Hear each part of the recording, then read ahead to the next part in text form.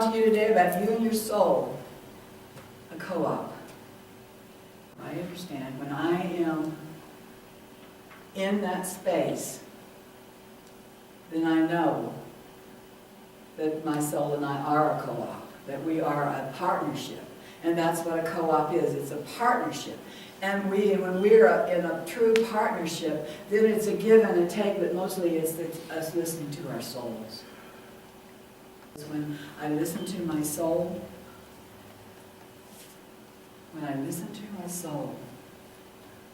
everything flows smoothly. It's like the song we just sang. I am free in the spirit, I'm only here for God. No more struggle, no more strife.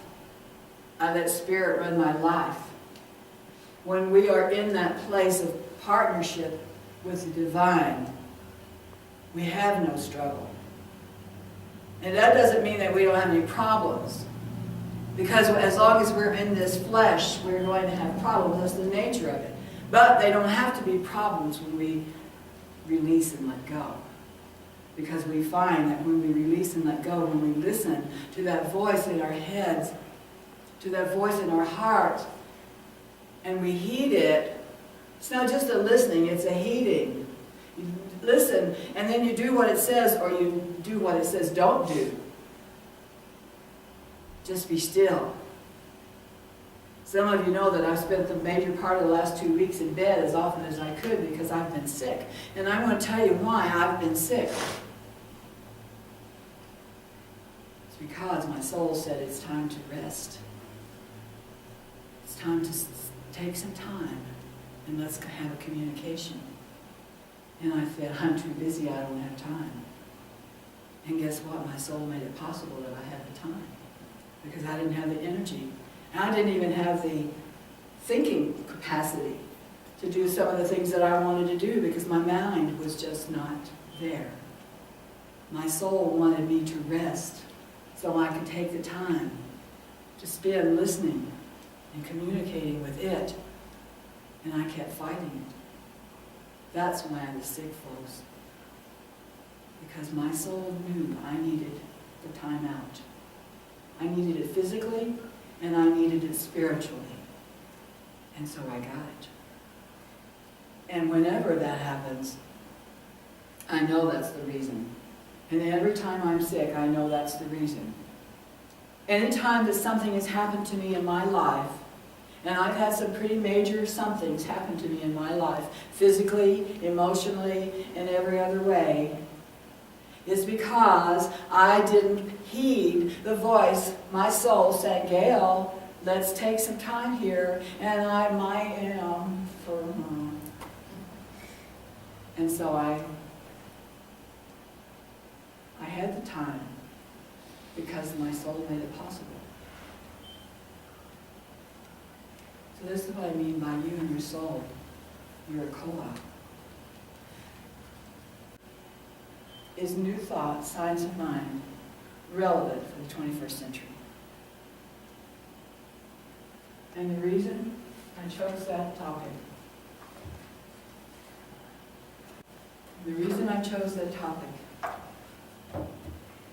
is I was having a crisis of faith.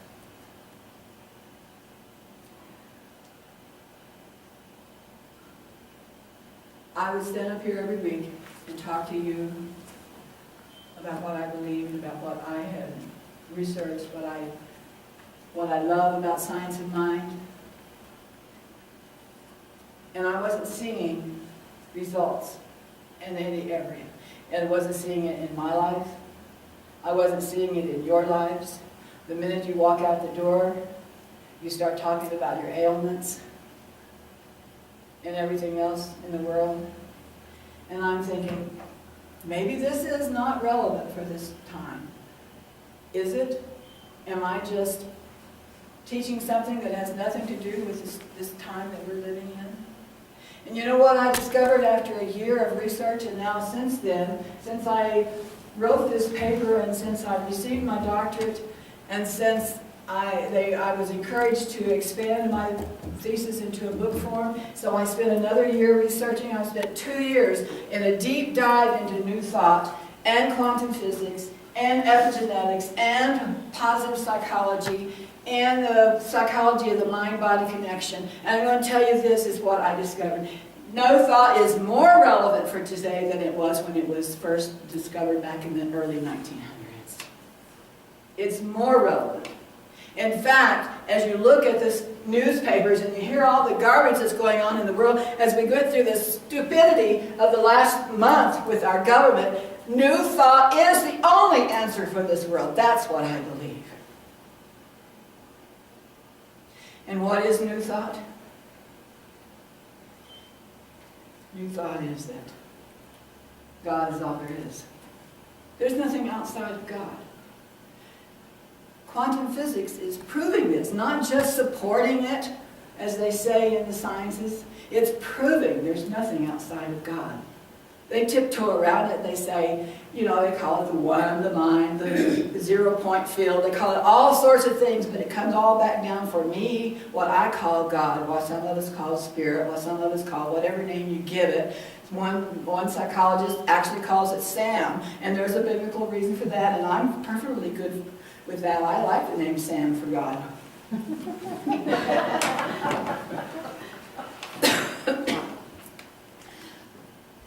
But science is proving today there's only one, and that one is what we call God or Spirit. That's what New Thought's been teaching since the late 1800s. And not only is there only one, but that we're all part of that one. Guess what? If there's only one, there can't be one and. Someone asked me the other day, did I believe in an evil one or something like that? I said, no. No. Because that means that you believe there's just something outside of God. And there's not. There's only God. If there's God and an evil one, then that means that there's two. And not only does my faith say there's only one, science is saying there's only one. What the evil one is something we have made up to account for all the stuff that's going on that we don't like. So we have to attribute it to something, because God knows we can't attribute it to something that's going on in ourselves. But you know what? That's what it is. It's something that's going on within ourselves that's outpicturing as that.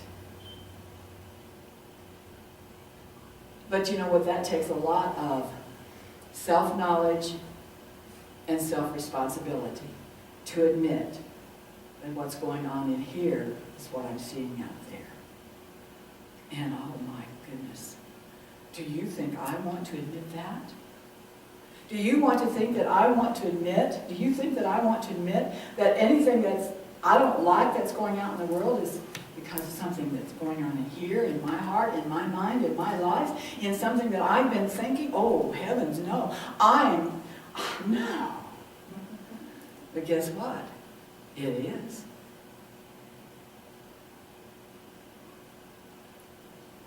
So that's one of the things that I discovered in my deep new thought. That God is only one, and I am an expression of that one. And here's where we all differ from other teachings. I am an expression of the divine. God has come forth in me, as you, as every one of us. God is each one of us. We are when we were kids and we went to other churches, we sang that, I am the hands of God. But we didn't understand what we were saying. I am the feet of God. God can only do what God can do. We didn't know what we were saying. There was a cute little song we sang, but it's the truth.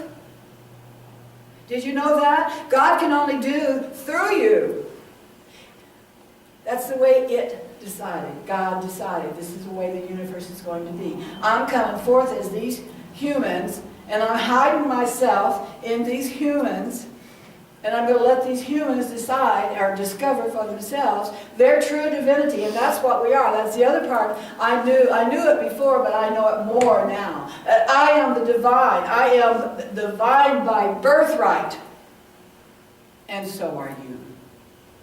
And what does that mean? For me, it means that anything that God is, I am. It means that the power that created this universe created me, and I can use that same power to create the life that I want. Here's how I created. And I have to tell you that I am not the magnificent creator I want to be, but I'm working on it. And the reason I'm not is because I still have moments of doubt. 2 weeks ago when we did our burning bowl ceremony again, yeah, we did it again. I felt the need to do it again. When we did our burning bowl ceremony, I don't know what you all wrote, but I tell you what I wrote. I wrote in there fear and doubt. And guess what? I burned up that fear and doubt, and I don't want it back. And sometimes it creeps in. I think, no, I burned you up. You're not in place in my mind anymore. Last May, the editors of this magazine called New Thought, it's the magazine of International New Thought Alliance. I met the president at a conference in April. And I told him about the book that I was writing. I told him about my thesis, and I was expanding it into a book. And he said, I said, would you read it for me? Because I like to have people read it to tell me their impressions and also to edit it for me. So he read it, and his sister read it. They're both ministers in Phoenix, as well as the heads of the International New Thought Alliance. And they said, we like your book, and we want to print an excerpt from it in the New Thought magazine, the summer issue. And so they did. And so there it is. Now here's how it works. This is how, when I am in partnership with my soul, I got this copy, and I thought, oh, I would like more copies. So I need to call them and find out how I can get more copies. Before I had a chance to call them, the very next day, I received 10 free copies. I didn't have to ask. You know, it says in the Bible, before you ask, he answers. All I did was think, oh, I'd like to have more copies. And I received them. Now you say, oh, that's just a coincidence. No, that's my soul answering. That's my soul answering. And when I'm in that space of cooperation, it answers me. Another way is, last week, I went into my favorite store in Albuquerque. My favorite store is Barnes & Noble. And I went for a deliberate reason. I wanted to find a book. I wanted to see if they had this particular book. Well, they had every other book of this author except this particular book. And I looked at all the other books and I thought, I don't really need to read those. I could probably write those. Or I can get them online for less, blah, blah, blah, you know. So I didn't buy any. And I kept thinking about this book and thinking, well, do I really need it? I've got so many others I'm trying to read. Do I really need it? So I never did order it. Friday, Carolyn comes in with a bag of books. She says, I have some I want you to look at before I put them in the sale.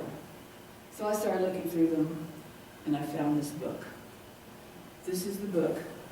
I had not told Carolyn I was looking for this book. I had not actually told anybody.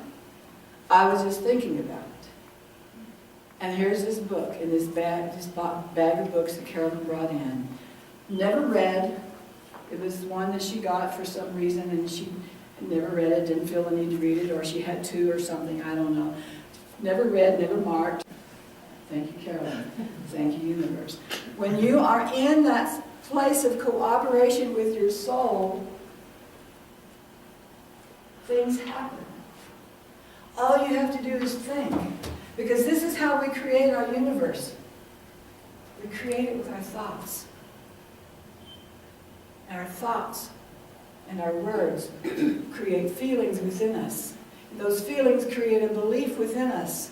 And that belief if you have a lot of passion around that belief, then you will see that belief materialize.